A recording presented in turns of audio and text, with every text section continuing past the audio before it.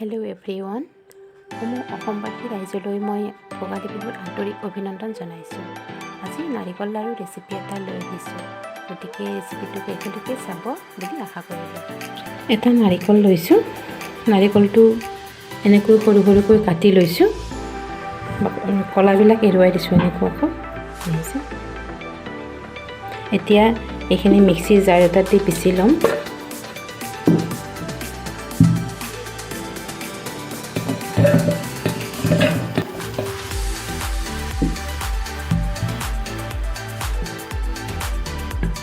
নাৰিকলখিনি পিছা হৈ গ'ল।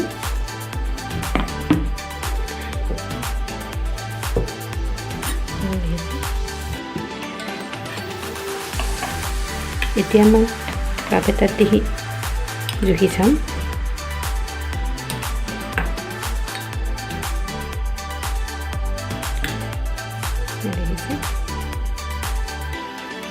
এতিয়া বাচন এখন লৈ লৈছোঁ, তাতে দি দিম।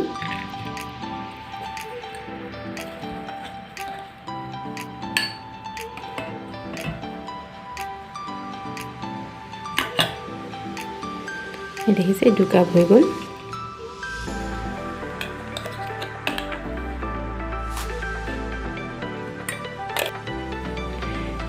এই নাৰিকল মই 3 কাপ দি দিলোঁ, দেখিছে। এতিয়া 3 কাপ নাৰিকলত মই চেনি 1.5 কাপ দি দিম। 1 কাপ দি দিলোঁ, আৰু 1/2 কাপ দি দিলোঁ, দেখিছে। এতিয়া মই গোটেইখিনি হাতেৰে মিলাই ল'ম।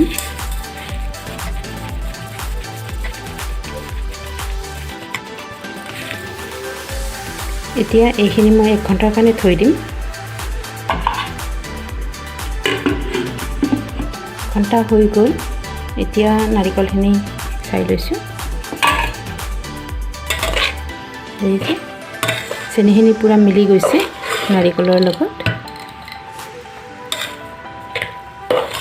এতিয়া গেছটো জ্বলাই দিছোঁ, গেছৰ ওপৰত পতিলাটো বহাই দিছোঁ। এতিয়া কম জুইত নাৰিকলখিনি ভাজি থাকিব লাগিব।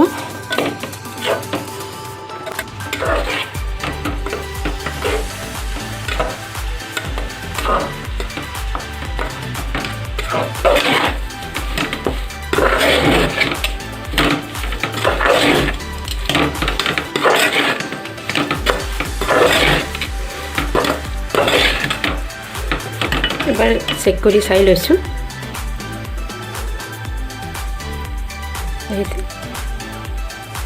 হাতত লাগি অহা নাই, লাড়ু বান্ধিবৰ জোখত হৈ গৈছে। এতিয়া গেছটো বন্ধ কৰি দিম। এতিয়া থালি এখনত উলিয়াই ল'ম।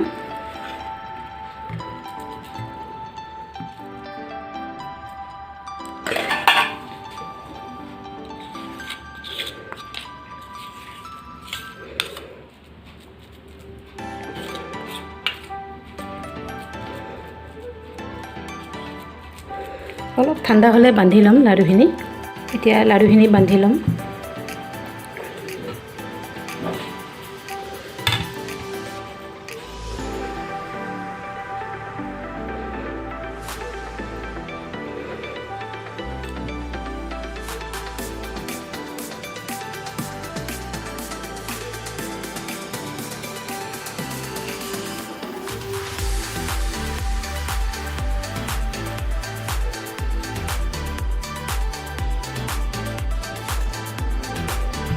এনেকৈ মই গোটেইকেইটা লাড়ু বান্ধি ল'ম। এয়া লাড়ুকেইটা বন্ধা হৈ গ'ল। এনেকৈ বিহুত বনাই খাব আপোনালোকেও। আৰু যদি ৰেচিপিটো ভাল পায় তেতিয়াহ'লে লাইক, শ্বেয়াৰ, কমেণ্ট আৰু ছাবস্ক্ৰাইব কৰি দিব। ধন্যবাদ।